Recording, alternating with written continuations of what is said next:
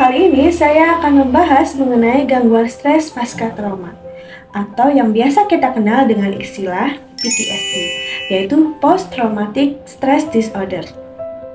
Jadi, gangguan stres pasca trauma atau PTSD adalah kondisi kesehatan jiwa yang dipicu oleh kejadian traumatis.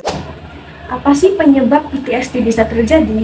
Yaitu ketika seseorang melihat atau mengalami hal yang mengancam bahkan membahayakan nyawa mereka. Penyebab PTSD yang lain yaitu bisa berupa kecelakaan, mengalami peperangan, bencana alam, Mendapatkan perundungan, bahkan mengalami pelecehan seksual. Faktor-faktor dari PTSD sendiri yang pertama, pernah mengalami hal yang membuat traumatis pada masa kanak-kanak, seperti pelecehan seksual atau kekerasan seksual.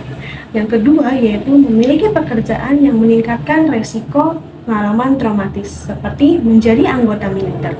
Dan yang ketiga, adanya kesehatan mental lainnya seperti kecemasan, bahkan hingga depresi. Yang keempat, adanya penyalahgunaan zat, seperti minum alkohol yang berlebihan atau penggunaan narkoba. Yang terakhir atau yang kelima yaitu faktor genetik, di mana adanya anggota keluarga yang sedarah yang memiliki masalah mental. Dilansir dari penelitian dalam jurnal International Journal of Molecular Science, PTSD berhubungan dengan gangguan pada fungsi otak, ketidakseimbangan zat kimia dalam tubuh, dan masalah pada sistem hormon stres atau sumbu HPA.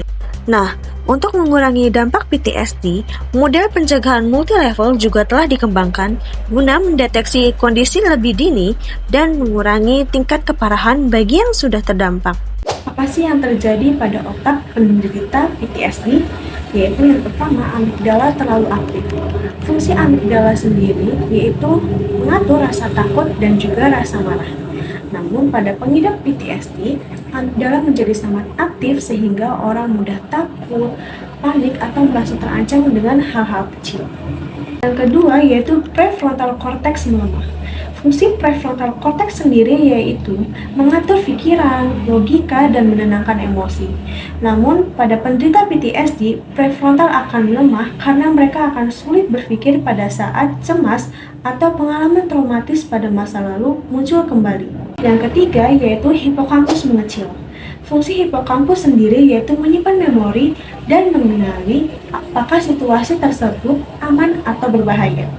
Namun, pada penderita PTSD, hipokampus akan mengecil sehingga mereka akan sulit membedakan mana trauma masa lalu dan mana kenyataan sekarang.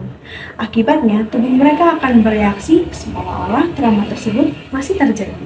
Selanjutnya, apa sih yang terjadi pada tubuh penderita PTSD? Yaitu yang pertama, hormon stres tidak seimbang. Biasanya, tubuh akan menghasilkan kortisol untuk menenangkan sistem tubuh.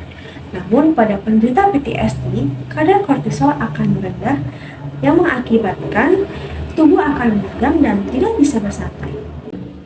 Yang kedua yaitu jantung dan tekanan darah meningkat.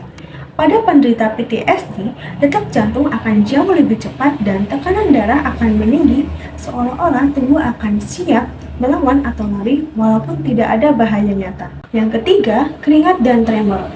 Biasanya pada penderita PTSD, sistem saraf simpatis atau siaga bahaya akan terus aktif sehingga sang penderita akan berkeringat dingin, gemetar, bahkan merasa gelisah secara berlebihan. Yang terakhir atau yang keempat, pola tidur yang terganggu.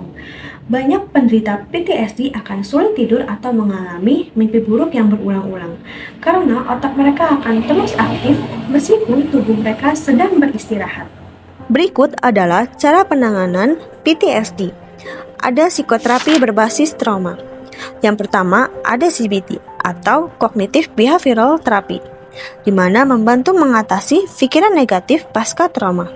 Yang kedua, ada exposure therapy, yaitu menghadapkan pasien pada trauma secara bertahap melalui imajinasi, kenyataan, atau realitas virtual. Dan yang ketiga, ada EMDR atau Eye Movement Desensitization and Reprocessing, yaitu mengombinasikan paparan trauma dengan gerakan mata. Selanjutnya ada psikoterapi non-trauma. Yang pertama ada Present Center Therapy, yaitu memfokuskan pada masalah saat ini. Dan yang kedua ada interpersonal therapy and mindfulness, yaitu memperbaiki relasi dan kesadaran diri saat ini. Selanjutnya ada farmakoterapi. Farmakoterapi adalah pengobatan PTSD yang menggunakan obat-obatan. Jenis obat-obatan yang digunakan yang paling utama ada antidepresan, yaitu contohnya ada paroxetine, sertralin, fluoxetine, dan venlafaxine. Fungsinya yaitu untuk menenangkan pikiran, mengurangi kecemasan, rasa sedih, gangguan tidur, serta mengurangi kilas balik dan mimpi buruk. Namun, butuh waktu 4 sampai dengan 8 minggu untuk mulai merasakan efek samping dari obat-obatan tersebut. Yang kedua ada antipsikotik generasi kedua atau SGA. Nah, perlu diingat bahwa antipsikotik ditambahkan apabila gejala berat atau SSRI itu gagal. Contoh dari obat antipsikotik ini yaitu ada risperidon, olanzapine, dan quetiapine. Fungsinya yaitu yang pertama untuk mengatasi pikiran yang mengganggu, gelisah berat, dan insomnia.